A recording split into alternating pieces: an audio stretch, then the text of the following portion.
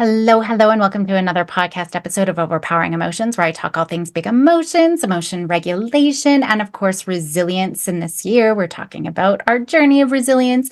Today, I have a fantastic special guest, Leslie Kuny. She's an award-winning choreographer and dance educator whose mission is to encourage dancers through her unique combination of honest feedback and joy. For over the past 20 years, Leslie has devoted herself to training dancers in supportive, empowering environments with a human first approach, which is fantastic. But she also, being supportive is also promoting the resilience. And that's why she is on the show today. She does reject the outdated norms of dance based on shame and guilt. It's really, dance is really a training ground for artists and humors or for humans. And then my next point was that humor and joy are key factors to achieving greatness and success in any field. And so the reason I have her on really is looking at the growth mindset, maybe a little bit about the dark side of growth mindset, if we're using it incorrectly, but really focusing on how do we empower our children and teenagers to build that resilience through things like dance. And it's not even focused on dance. It's just taking risks, right? It's about that risk taker advantage that I've talked a lot about. So thank you for joining us, and I hope you enjoy. Well, Leslie, thank you so much for coming on the show today. I'm really excited to be here. Thank you for having me. Yeah, it's my pleasure. Let's get started by having you introduce yourself first. Oh, my most hated thing to do. Okay, great. Hi. Hi, I'm Leslie Kuny. I am a dance educator, choreographer, and leader. And I love working with kids in the realm of dance. And yeah, I've been dancing my entire life, been teaching for just over 20 years.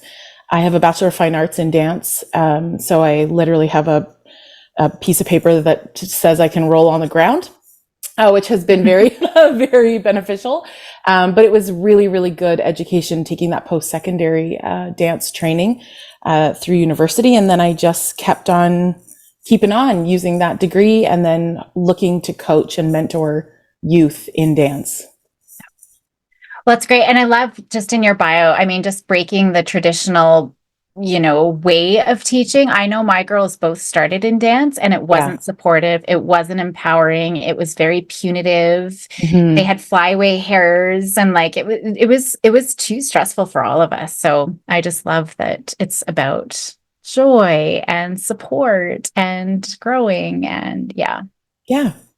I mean, I think within any sort of activity, there's always like a framework, there's always a guide, primarily for safety. But when it becomes punitive or when it becomes sort of like, okay, like, it's children's activities, people like. Exactly. That's a whole other topic. Yeah, totally. Show. But it's true. Now they hate dancing, and I think it could have been such a great outlet for them. Like I love dancing. Yeah. Not anything that you could do. I mean, I'm a dancing on the dance floor kind of girl, not, show. But today we're going to talk about growth mindset. So maybe we can just start by looking at what your definition of growth mindset is, and then we can look at, organized activities and promoting resilience from there.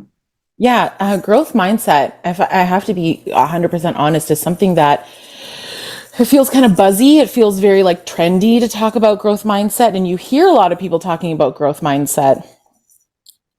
But I think for me, when it comes down to nuts and bolts, it's very important to honor feelings in the growth mindset. That is really where I come from. So it's not just like totally 100% hype girl, like you can do it, like that is great. But it's also recognizing like, yeah, of course you're fearful to try that new thing. It's terrifying. Your body and your brain haven't really experienced that yet. Your body and brain are trying to keep you safe. Of course it doesn't, and it's not exciting to like try something new that's so scary. And I have to say personally for myself, I really struggle with growth mindset. I'm a perfectionist. I'm a people pleaser. I want to get it right away. I know now as an adult, I'm like, that's not the healthiest place to work from. but there are times where, that can be useful. So I really want to honor the concern, the fear, the worry, the anxiousness, because if we just power through that in a growth mindset without acknowledging it, I think that's where it gets into, it cannot feel so supportive Yeah. for anybody, myself included, who's like trying new things this year and like trying to dominate my own brain into doing new things. And I love that you said that because I do also, and I've talked about this growth mindset. Like we hear about it all the Yeah. time. We're talking about it, but we're not doing it. And exactly. We're focusing on the positive. It's the same thing with positive psychology and law of attraction. And there's so many different things there. We know research shows if we're not looking at a balanced view, right? Acknowledging the hard and the positive, we're actually worse off. We're going to Yeah. feel more anxious, more depressed. We're going to internalize something wrong is wrong with me. Yeah. And so that's super important. And it's putting all the blame on us. If we aren't positive all the time, if we aren't growth mindset, something is wrong with us. And it's not looking Yeah. at that bigger sort of systemic picture. And especially when we're looking at children and teens, I mean, none of us live in a vacuum, Yeah. but they definitely have other adults who are, more influential and controlling in their life than other adults. So I think that that's so important that you talk about that. Mhm. Yeah, and I think like I resonate so deeply with what you said, because if we just bypass and go like positive, positive, positive, and you're not feeling positive, like you said, it's like, oh, something's wrong with me. Like clearly this is how it's supposed to be, and I don't feel that way. I don't feel like I fit into that puzzle. That's like a pink and blue puzzle, and I'm a black piece over here. And so and then it just makes those people, not, I won't even just say kids, even adults, like it's like, oh, that's not a space for me, so they like retreat, and it makes it harder to like keep moving forward as you pull back out of safety and preservation. Right. And resilience is all about having those challenges and stressors and adversities. And we have to acknowledge that and Yeah. recognize that. Yeah. Mhm. Yeah, big time. So maybe then we can look at, how do organized activities, and for you, I mean, dance it Yeah. specifically is kind of your area of expertise, just help build some of that resilience. Yeah, I'm so sorry, hair on my lip or something. It's funny because and I think it's happening across the board. There's been a real shift of like, do it for fun, try your best, everybody give your effort. And I'm not saying that's bad, because we were too far swung on the other side. But now I get a little worried, because I'm like, well, we have to face some challenges. We have to get some, oh, it sounds so awful, but I'm like, we've got to experience disappointment within the thing that we love, to then build and grow those emotional muscles. So I think, oh, it feels so controversial to say, but I think competition in sports and also dance, which is an art form, and there's a lot of feelings about that, but I'm like, I think there is a benefit to competitive dance. I also think there's a benefit to recreational dance, where you're just working towards a goal of a recital. I think both are fair, but for myself, I know that competitive dance has a space where it can be positive, and we can learn and grow in a really, really nice way. And it's difficult.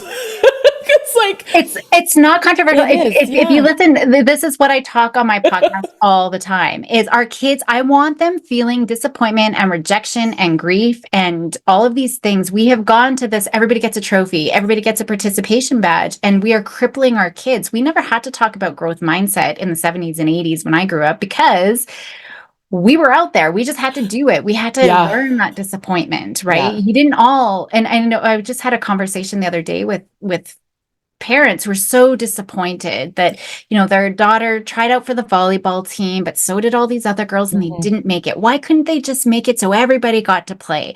Well, I mean, even logistically, that's impossible. You can't have 100 kids on a volleyball team, but that's part of growing and learning. And my girls play competitive sports, and sometimes like they're not benching them. This is competitive. We are at a Yeah. high level of, it's not recreational skating. Yeah. Sometimes kids got to be benched, and yeah, it's going to be disappointing, but boy, Yeah. are they going to be motivated to not get benched next time. Yeah. And I think, yeah, and that's very true because I think back and I had a lot of disappointment. I, again, growing up in the 90s and I was in competitive dance in the 90s, which was like first, second, Ultra, third, that's it. right. Like, and I was just saying to my mom the other day, we were chatting because I just actually came off of competition. We just finished last weekend or yesterday with my kids. And I was like, man, I was at the time, I was so disappointed in myself for those bronze medals. And then I stopped and I said to my mom, I was like, but hold on a minute. We got bronze medals and some kids didn't. Like, so recognizing that of like, oh, I felt disappointed and I maybe didn't need to be, but it's all valid. And feeling disappointed, I think only comes when well, no, that's not true. I was going to say it comes only when you know you haven't done your best, but you can still do your best and be disappointed. But I think it's less. And that's what I always aim with my students is I'm like, if we go out there and we have a run that's so successful and like we all feel pretty good about it and we place or we don't place, there is a space where we're like, but that was our best run. So like, yay. And like those groups, that's when you can really be in the space of like, I honestly did the best I could. I'm proud of the effort I did put in. And it wasn't enough today, but it was enough for me. Like I've had that experience with some groups and it's so, so gorgeous.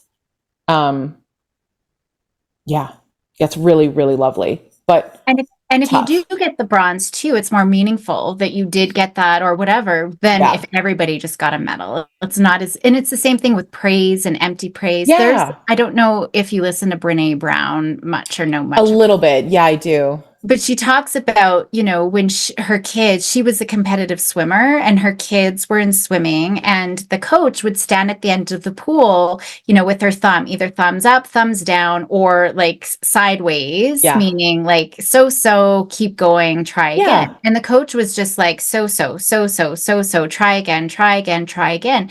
And the parents complained, saying, why can't you praise them? It's so discouraging watching you standing there at the edge of the pool, just saying, try again, right? And never praising them for their hard work.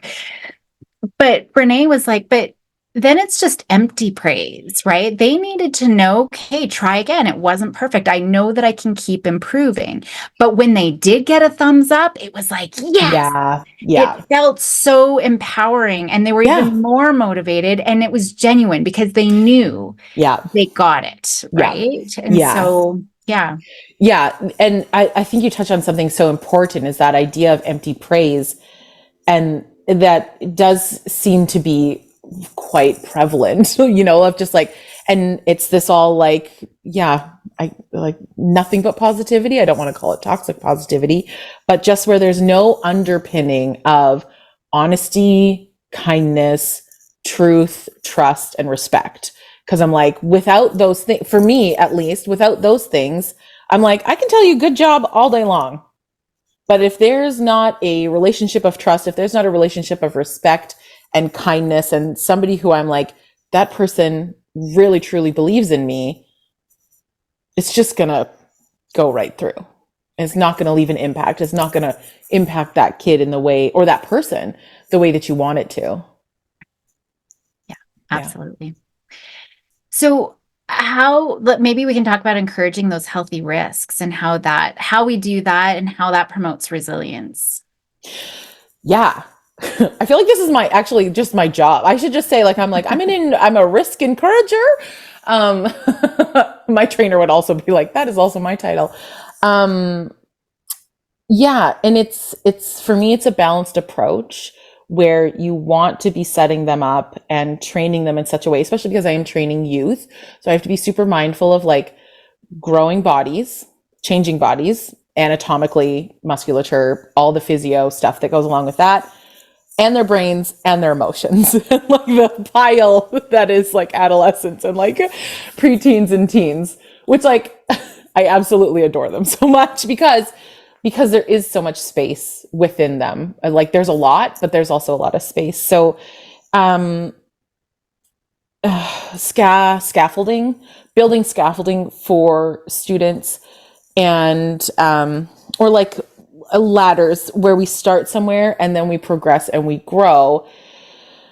And oftentimes I find the kids don't even recognize how far they've got and that they're doing this thing. And so for me as a leader and a coach, I have to go back and I say, I just want us to all take a second and key back into the first time we did this exercise and how it feels today versus how you might have felt that first day doing it. And that is the secret sauce, is just that building those building blocks and pushing for them to go for something. I have a student who we just competed this weekend and we'd had a showcase earlier and we have video from the showcase. I was like, wonderful.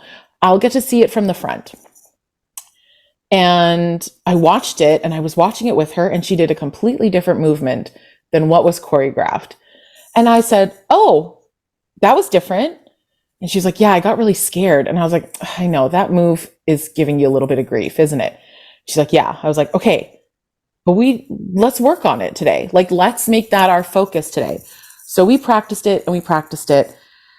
And I was like, we need to have a plan B. Like if you're really feeling some sort of way when you're on stage, it's different than when we're in the studio. You know, what's your plan B? You know, maybe we put our hand down, whatever the case may be. So she competes. I'm watching her. She does the move. And I was like, yes. So when she got off stage, it wasn't great job. Yay, way to go. I was like, do you realize you nailed that move? I was like, you did that on stage with that adrenaline, with all those feelings, knowing that you changed it the time before you practiced because the fear got too much. You did that. That is a win for you. Focusing on those moments is like huge when they nail it. It's like, and I'm really big on evidence. So as soon as a kid does it, I'm like, we have evidence. We have proof. And it's in your body that you can do the thing. So now, and sometimes we have to like figure out the formula. We got to tweak it a little bit because it's not always consistent, but like it's humongous. And I'm like, that is what I live for. That is like that light bulb moment of that kid being like, I can do this. Yeah, it makes me happy.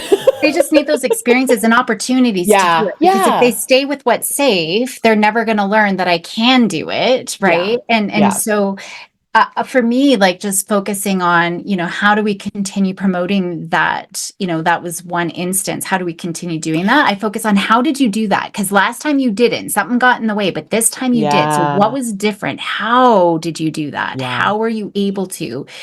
And so really helping them. But this is like a memory bridge. I talk a lot about how our emotional brain wants us to forget because it wants us to stay safe. It wants right. us to stay where we know, where we're comfortable, Yeah, the opposite of what we're talking about with resilience. And so totally. we need those memory bridges to remind ourselves. So I love that you stop and say, okay, look at where we came from and look at where we are now.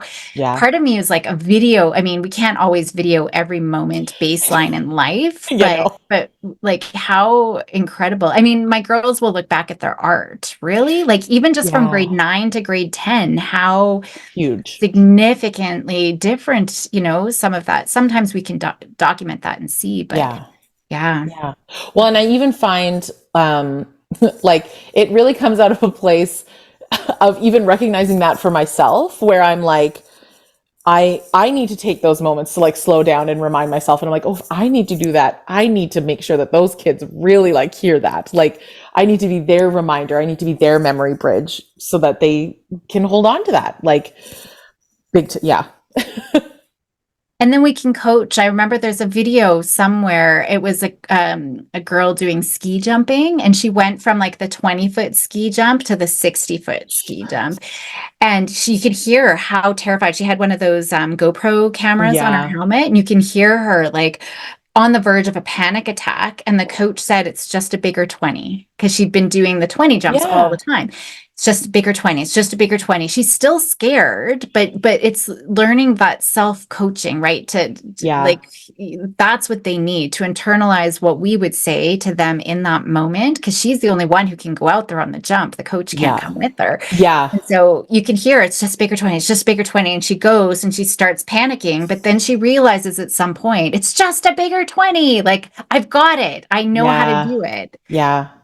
So, Yeah. yeah, I think that, oh, that sort of playing out the, like, kids will often be scared to tell me what they're scared about or like worried about. And I'm like, okay, like, let's play it out.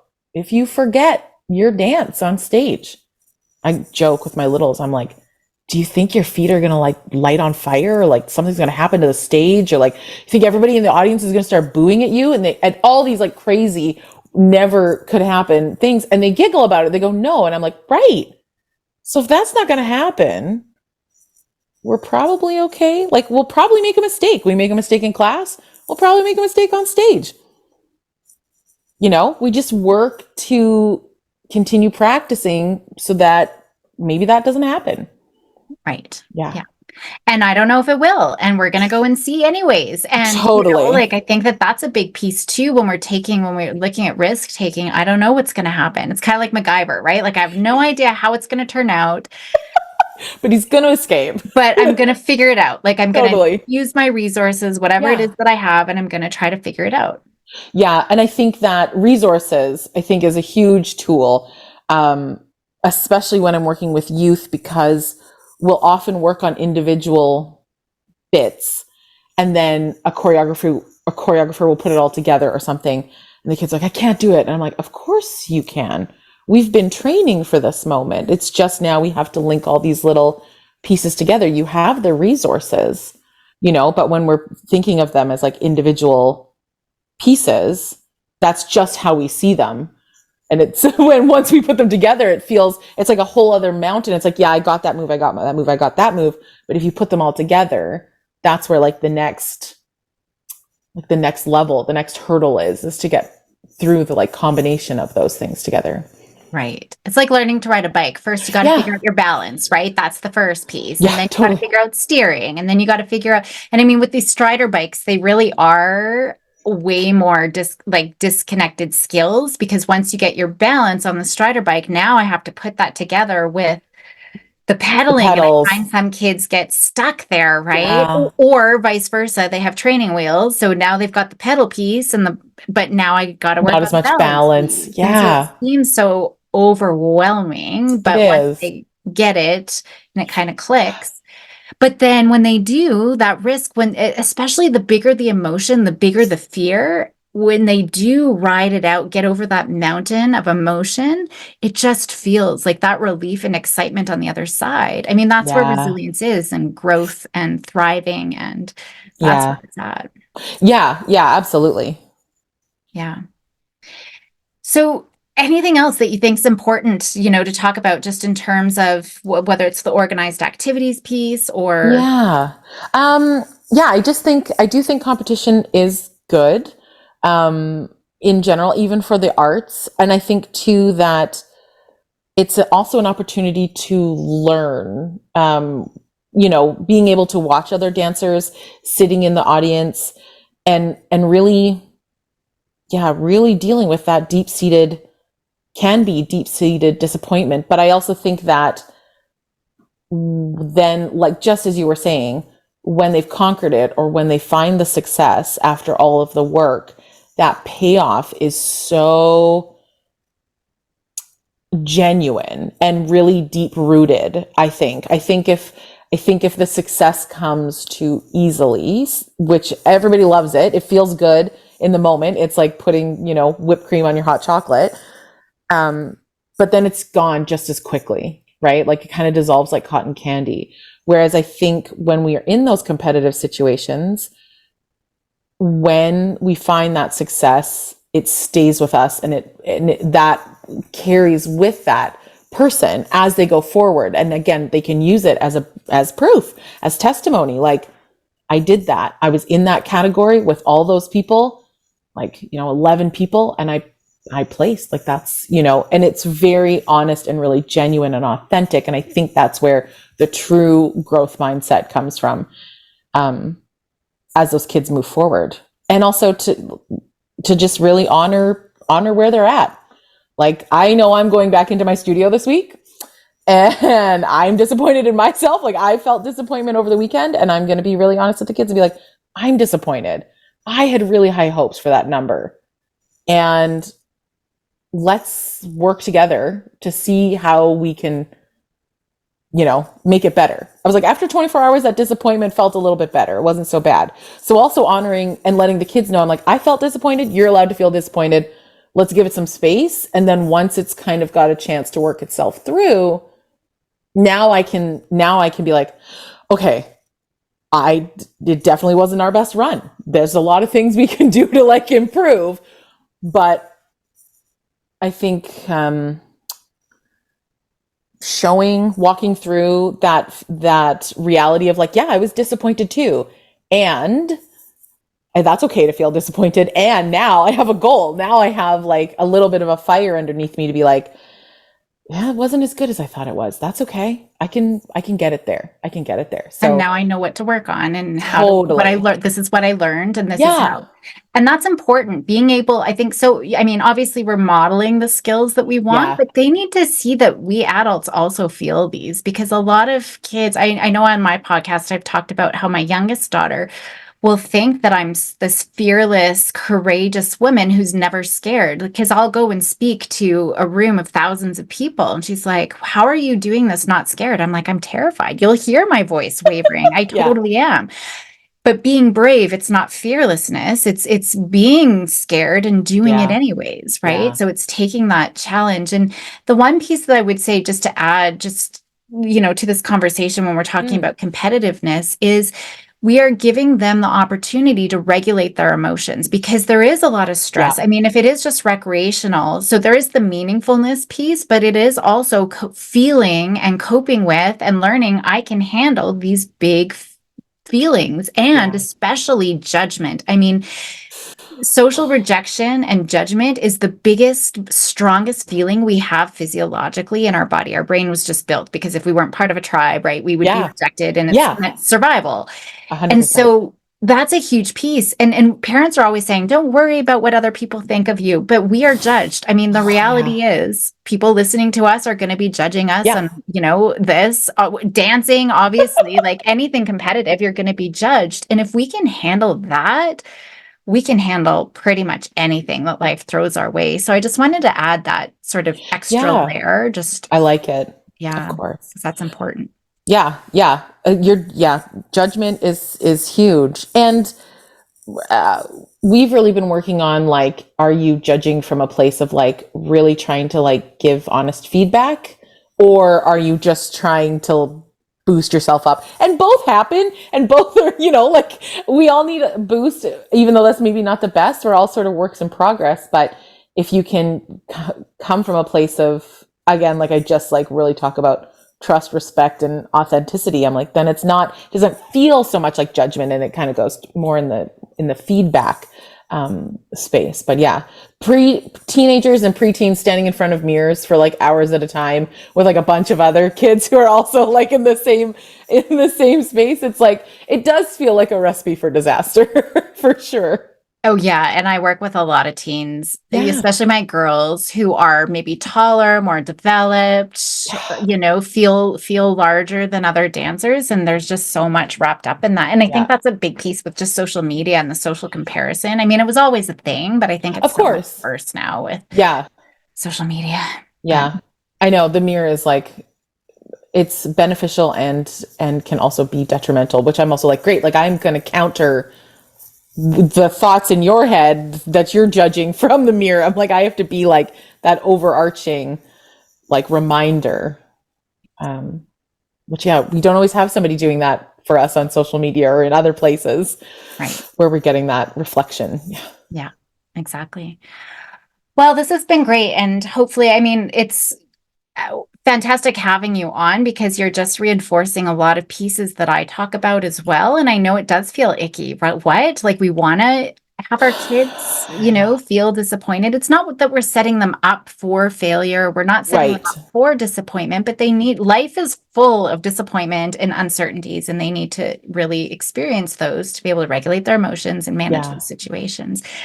Anything left unsaid before we sign off for today? Oh, I'm sure goodness. there's lots, but That's a great. I know. It always happens, right? Where you're like, oh yeah, I should have said that thing. Um, I just, yeah, I really like that. We're not setting them up for failure. And I think that's a really important, difference to make. It's like, we don't want them to, no, I don't want any of my kids to fail. I think they're all amazing and I want them to get first place all the time. And at the same time, I'm like, it's not going to happen. And I think an analogy I use, it's not even an analogy, it's real life, because in dance, it has changed so much. And I'm like, I want us to be the best. I want us to work as hard as we can. That's how every team goes into playing any game. I'm like, if you're watching a hockey game, nobody in that hockey, like those coaches aren't being like, you know what, guys, just go out there and have fun. It's like, no, like we're out there for a purpose. And the reality is that unless it's a tie, someone's going to win and someone's going to lose. But we're still going into that arena of whatever it could be with our best foot forward, knowing that the outcome could be any of these. And I think that's just so important to remember. Yes, you're the best. Like all the hype, all the positivity. And like there's always the other side of the coin. There's always that other reality and expectation, like this is something that can happen. And we have to, if we get that, then we get to walk through that together. and that's a Big key time. piece when we are Yeah. looking at even growth mindset stuff. I mean, we have zero control of the outcome. There's a lot of things that we can do into Yeah. prepping, doing our best, doing everything we can. But I mean, even this weekend, my girls were doing provincials for ringette, and they Yeah. played amazing, their best game ever. However, there was really bad. It was actually roughing. It was Yeah. really bad roughing and goals that shouldn't have been gotten because there's four in, or there's Oh a penalty, no. or the penalty, Yeah. like missed calls. And there's things like we don't have control over what calls refs are or are not going to make, right? Yeah. So there's so many, even those types of things. You can play your best, you can be better than the other Yeah. team and still not win, right? Like Oh there's yeah. just, and it's unfair, but it's part of building that resilience. So Yeah. And it really builds that personal like drive and like when you realize that there's only so much that you can control. This is a huge thing I talk about with the kids. I'm like, you can only control what you're doing. You actually can't even control anybody else who's dancing with you. So like you've just got to make sure that you know for yourself you've done what you can do, because all of those, like you say, all those other factors out there are out there. And it really, that again is really going to build that's what's really going to build their self-esteem. Like, did I do the best for who I am, for who I want to be, and who I want to be to the world, and like how I want to function in the world? Because that's where that self satisfaction, esteem, that's where that's going to grow from. So yeah, learning to let go of what we can't control is always fun to practice. yeah, yeah, that's a big one for It's sure. huge. Yeah. Well, thank you so much for coming on the show. I will have all of your contact information in the show Yeah. notes, but for the people who are listening right now, where's the very best place for them to reach out if they wanted to look you up? Yeah, for sure. I am on Instagram at Leslie Kuny. I also have my website, which is also just my name, lesliekuny.com. Yeah, you can see what I'm doing. I'm a little more active on Instagram, if I'm being honest, so you can follow me there. Wonderful. Thanks so much. Awesome. Thank you.